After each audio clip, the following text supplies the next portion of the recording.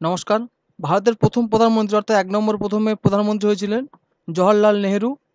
ইনি প্রধানমন্ত্রী হয়েছিলেন ১৫ই আগস্ট ১৯৪৭ সাল এবং ইনি ছিল ২৭শে মে ১৯৬৪ সাল পর্যন্ত এবং ইনি টোটাল ১৬ বছর ২৮৬ দিন ক্ষমতায় ছিলেন এবং এনার পার্টির নাম ছিল কংগ্রেস পার্টি। এটা কংগ্রেস পার্টির লোগো এবং এটা হচ্ছে জওহরলাল নেহেরুর ফটো।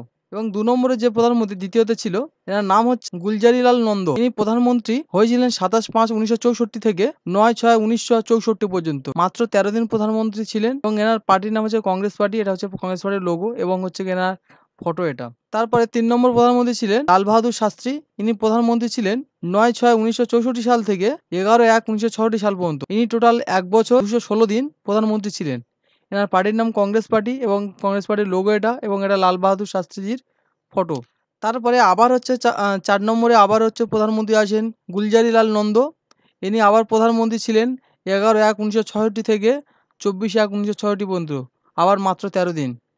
ইনি কংগ্রেস পার্টি থেকে প্রধানমন্ত্রী হয়েছিলেন এবং কংগ্রেস পার্টির লোগো এটা এবং এনার ফটো এটা। তারপরে ৫ম বারে প্রধানমন্ত্রী হয় ইন্দিরা গান্ধী। ২৪/১/১৯৬৬ থেকে ২৪/৩/১৯৭৭ পর্যন্ত। বন্ধুরা টানা ১১ বছর ৫৯ দিন প্রধানমন্ত্রী ছিলেন এবং এনার পার্টির নাম হচ্ছে কংগ্রেস পার্টি। কংগ্রেস পার্টির লোগো এবং এটা ইন্দিরা গান্ধীর ফটো। তারপরে ৬ নম্বরে প্রধানমন্ত্রী আসেন মোরারজি দেশাই। ইনি ২৪/৩/১৯৭৭ থেকে ২৮/৭/১৯৭৯ সাল পর্যন্ত। ইনি টোটাল প্রধানমন্ত্রী ছিলেন ২ বছর ১২৬ দিন। এনার পার্টির নাম কিন্তু জনতা পার্টি। বন্ধুরা কংগ্রেস পার্টির পর ফার্স্ট অন্য কোনো পার্টি প্রধানমন্ত্রী হয়েছিলেন এবং জনতা পার্টির লোগো এটা এবং মোরারজি দেশাইয়ের যে ফটো। তারপরে ৭ নম্বরে প্রধানমন্ত্রী হয়েছিলেন চরণ সিং। ইনি প্রধানমন্ত্রীত্ব ছিলেন ২৮/৭/১৯৭৯ থেকে ১৪/১/১৯৮০ পর্যন্ত। মাত্র ১৭০ দিন প্রধানমন্ত্রী ছিলেন। এনার পার্টির নাম হচ্ছে জনতা পার্টি ধর্মনিরপেক্ষ এবং এটাই হচ্ছে জনতা পার্টি ধর্মনিরপেক্ষ সেকুলারের লোগো। চরণ সিংয়ের ফটো এটা।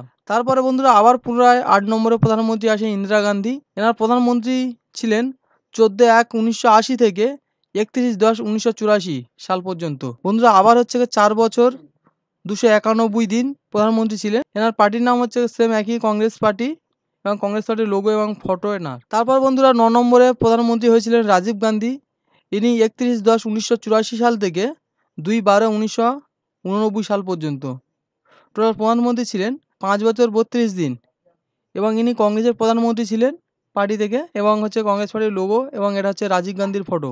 তারপরে ১০ নম্বরে প্রধানমন্ত্রী হন ভিপি সিং। ইনি প্রধানমন্ত্রী ছিলেন ২/১২/১৯৮৯ থেকে ১০/১১/১৯৯০ সাল পর্যন্ত। ইনি টোটাল প্রধানমন্ত্রী ছিলেন ৩৪৩ দিন। এনার পার্টির নাম জনতা দল। জনতা দলের লোগো এটা এবং এনার ফটো এটা। তারপর বন্ধুরা ১১ নম্বরে প্রধানমন্ত্রী হন চন্দ্রশেখর। ইনি প্রধানমন্ত্রী ছিলেন ১০/১১/১৯৯০ থেকে ২১/৬/১৯৯১ সাল পর্যন্ত।